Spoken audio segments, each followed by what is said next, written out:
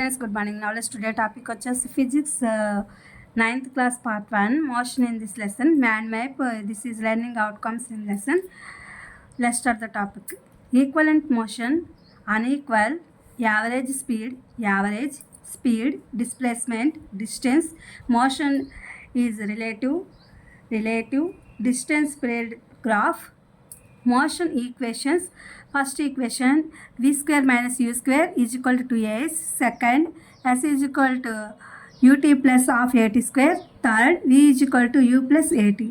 This is the motion equations. The powerful motion, immediately speed, acceleration. In this learning outcomes in mind map motion lesson. In this lesson main points, relative words in view of the location and observe as the length of the right on the right left night is the length.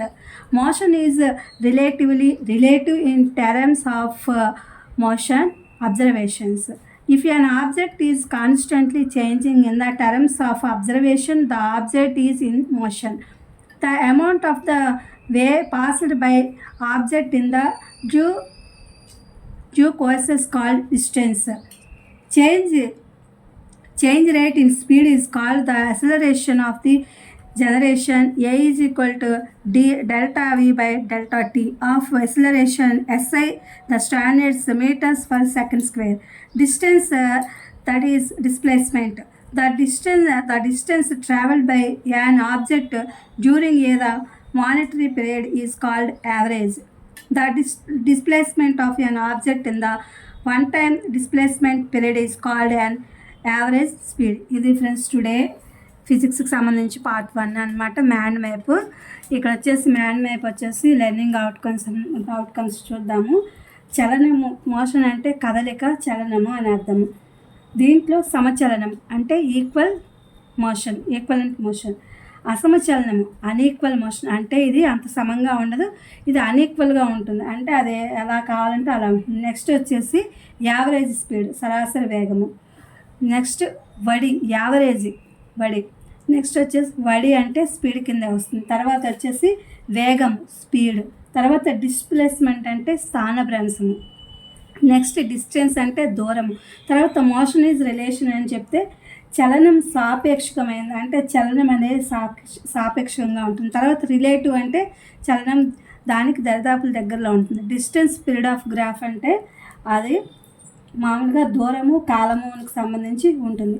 ఇక్కడ motion equation అంటే చలన సమీకరణాలు ఇక్కడ ఇచ్చారు. ఈ చలన సమీకరణాలు ఫస్ట్ది వచ్చేసి దీన్ని ఉపయోగించే మనం ఫిజిక్స్లో వచ్చే ప్రాబ్లమ్స్, వీటికి సంబంధించి మనం ప్రాబ్లమ్స్ సొల్యూషన్స్ చేసుకోవాల్సి వస్తుందన్నమాట. v square minus u square is equal to 2as. ఇది మనకి లెర్నింగ్ అవుట్కమ్స్లో కూడా తర్వాత వస్తుంది. s is equal to ut plus at square సెకండ్ది. నెక్స్ట్ వచ్చేసి v is equal to u plus at. This is the 3 equations. Next వచ్చేసి సమవృత్తాకారం అంటే ద పవర్ఫుల్ మోషన్. ఇది వృత్తాకారంగా ఎప్పుడు తిరుగుతూ ఉంటుంది. నెక్స్ట్ వచ్చేసి తక్షణ వడి అంటే తక్షణం అప్పటికప్పుడే ఇమీడియట్లీ స్పీడ్ అనమాట. నెక్స్ట్ వచ్చి త్వరణం అంటే యాక్సిలరేషన్. ఇది మ్యాన్ మ్యాప్ గురించి. ఇది చూద్దాము. In this lesson main points ఏంటంటే కుడి, ఎడమ, రాత్రి, పగలు, పైన, క్రింద, పొడవు, పొట్టి, ఇవన్నీ కూడా ఆ స్థానం యొక్క పరిశీలన దృష్ట్యా సాపేక్షకమైనటువంటి పదాలు అన్నమాట. అలాగే చలనం అనేది సాపేక్షకమైనది, relative in terms of motion of observation. మనం ఈ ఫిజిక్స్లో ప్రతిదాన్ని అనేది అబ్జర్వేషన్ మోడ్లో చేయాలన్నమాట.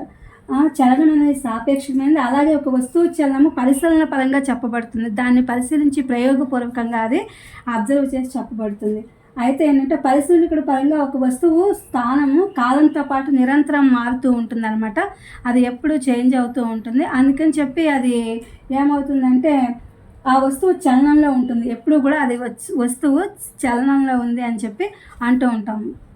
తర్వాత వచ్చి నిర్ణీత కాలంలో ఒక వస్తువు ప్రయాణించే మార్గం మొత్తాన్ని పొడవు లేదా దూరము అని చెప్పి అంటూ ఉంటాం. నెక్స్ట్ వచ్చేసి వేగంలో మార్పు రేటును త్వరణం అంటారు. ఎప్పుడైతే ఆ వేగంలో మార్పు రేటు వచ్చిందో అప్పుడు అది వడివడిగా వెళుతుంది కాబట్టి దాన్ని త్వరణము అని చెప్పి అంటాము.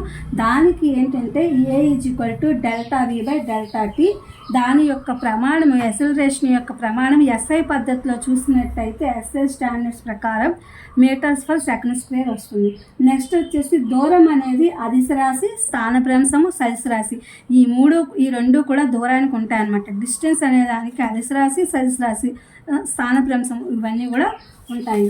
నెక్స్ట్ వచ్చేసి ఏకాంక కాలంలో ఒక వస్తువు ప్రయాణించిన దూరాన్ని సదిశ రాశి అంటే యావరేజ్ వడి అని చెప్పి యావరేజ్ స్పీడ్ ఆ పీరియడ్ అని చెప్పి మానిటర్ చేస్తూ ఉంటున్నారు అనమాట. అది అంటూ ఉంటారు.